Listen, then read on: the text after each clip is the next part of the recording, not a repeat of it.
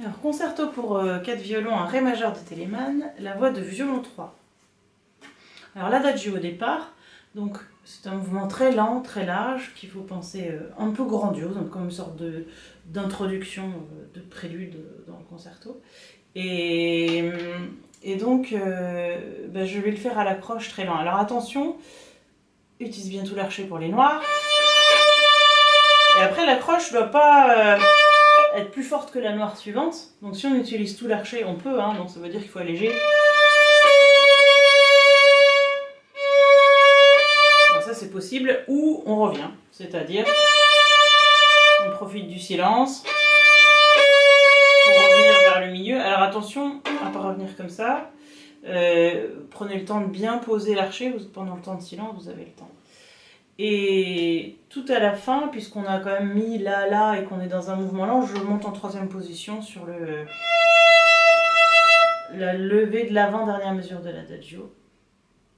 Et puis je tire pour terminer en tirant, parce que c'est quand même plus joli d'avoir la fin d'un mouvement en tirant. Voilà, donc je vais enchaîner tout cet adagio à la croche, à 60 à la croche. C'est vraiment lent. 1, 2, 3, 4.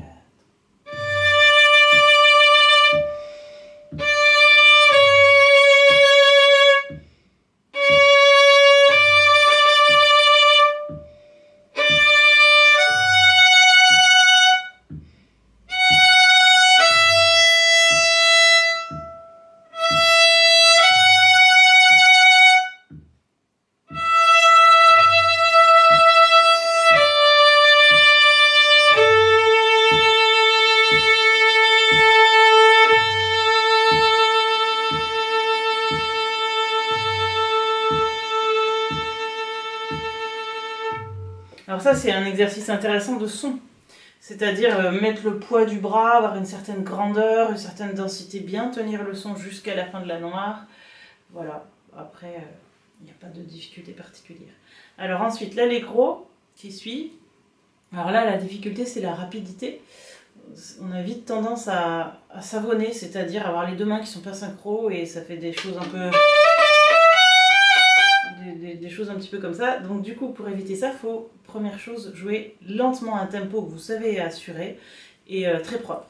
Juste, très en place, très synchro des deux mains, très à la corde. C'est-à-dire la mèche vraiment enfoncée, le poids du bras, avec une certaine quantité d'archet, qui se réduira quand vous jouerez plus vite, mais là il faut qu'il y ait quand même une certaine quantité. Donc ça c'est la première étape. Ensuite, quand vous arrivez à le jouer comme ça, vous pouvez monter votre métronome cran par cran sans aller au-delà de vos capacités. C'est-à-dire, dès que vous voyez que ça commence à être un peu stressé, que vous avez envie d'accélérer, hop, vous redescendez, vous laissez reposer, vous revenez à une séance un peu plus tard, vous reprenez 2 crans en dessous, de là où vous étiez, puis vous remontez cran par cran, et petit à petit, comme ça, vous allez gagner en vitesse. Et en parallèle de ça, il faut faire le travail en rythme. Alors ça, c'est magique, ça permet vraiment d'accélérer et de jouer très vite. C'est une technique de travail qu'on utilise beaucoup pour les notes rapides. Alors je vais vous expliquer comment ça marche. Donc on va changer les rythmes. Alors je vais faire sur les premières doubles croches de l'allegro là. Au lieu de jouer 4 doubles égales, on va faire une sur 2 plus longue. Long, court long, court long, court long, court long. Ce qui va nous donner comme ça.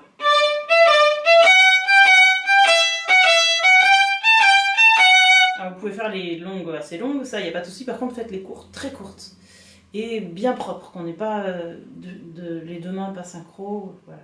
Ensuite vous faites le deuxième rythme, le contraire, c'est-à-dire court long, court long, court long.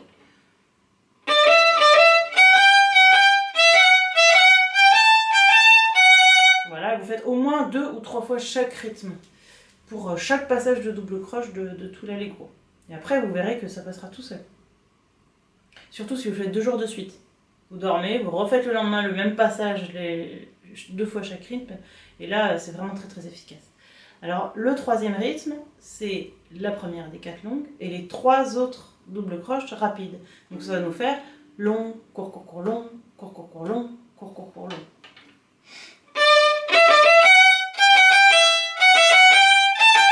Alors dans un premier temps, vous pouvez le faire juste derrière moi quand je l'ai joué, vous arrêtez la vidéo, vous le faites un peu à l'oreille, puis après essayez de le retrouver tout seul sur les autres passages en double croche. C'est pas facile au début, mais ça vaut vraiment le coup de s'y habituer parce qu'après on finit par le faire de façon automatique. Heureusement, ça devient facile et c'est tellement efficace pour jouer vite. Ensuite, le rythme suivant, c'est le deuxième des 4 longs. Donc là, c'est un peu plus difficile à trouver. Vous pouvez penser pour le retrouver court long, court court court long, court court court long, court court court long. Ça peut vous aider pour le retrouver sur d'autres passages. L'autre technique aussi, c'est de savoir où on s'arrête. C'est-à-dire, je sais que je vais m'arrêter à la deuxième de chaque 4 doubles. Donc là, ça va être le Mi. Alors, je vais jusqu'au Mi. Et là, je prends le temps de réfléchir jusqu'à quelle note suivante je vais aller. Donc, jusqu'au Sol. Et après, jusqu'au Fa. Et comme ça, vous avancez petit à petit. C'est plus facile pour les 2 rythmes du milieu qui sont un peu compliqués là. Alors ensuite, le suivant, c'est le troisième des 4 longs. Donc, ça va faire court, court, long, court, court, court, long, court, court, court, long.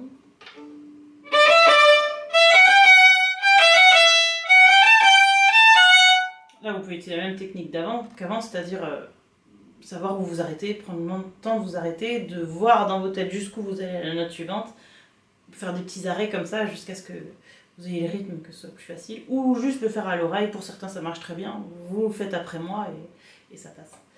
Ensuite, le dernier qui est moins dur, donc c'est le dernier des 4 longs, ça fait court, court, court, long, court, court, court, long, court, court, court, long.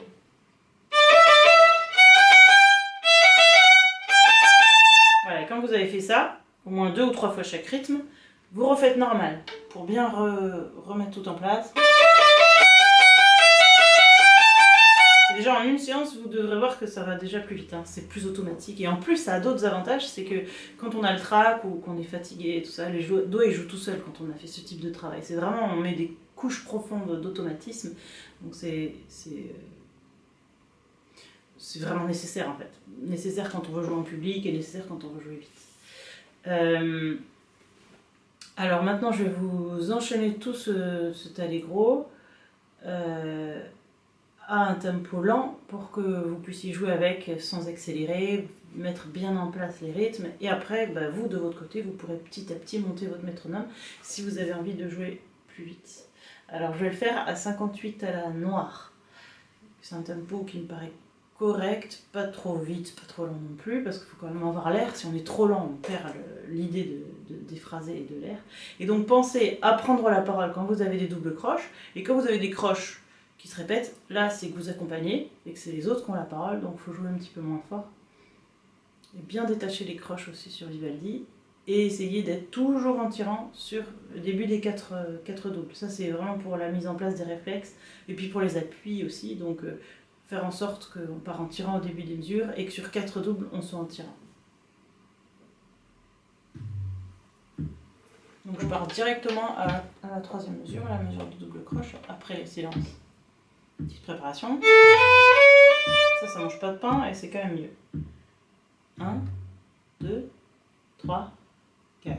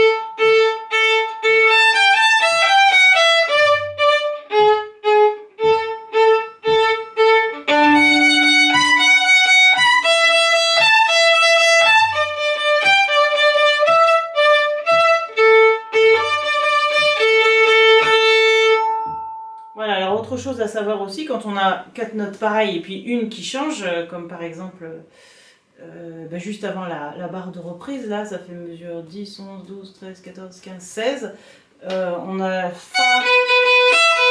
Bah, ce qui est intéressant là c'est Fa, Mi, Ré et pas les Si ou les La. Donc du coup on appuie un peu plus et puis on peut faire sonner les cordes à vide. Là le changement de corde est intéressant pour le changement de son.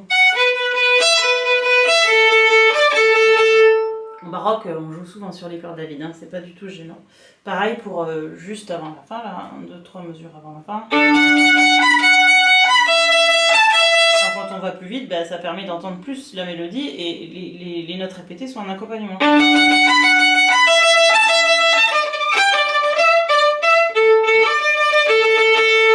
C'est très joli comme ça. Et autre chose aussi, donc c'est toujours important d'être en tirant au début des mesures, c'est pour ça que mesure 29, 28, 27, 26, au milieu de la mesure 26, après le silence, sur les 2 croches là, Fa si, je pousse. Comme ça, je suis en tirant au début de la mesure. Il faut réfléchir ces coups d'archet comme ça pour vraiment que les 4 doubles au début soient tirés. Voilà pour l'allegro et l'adagio.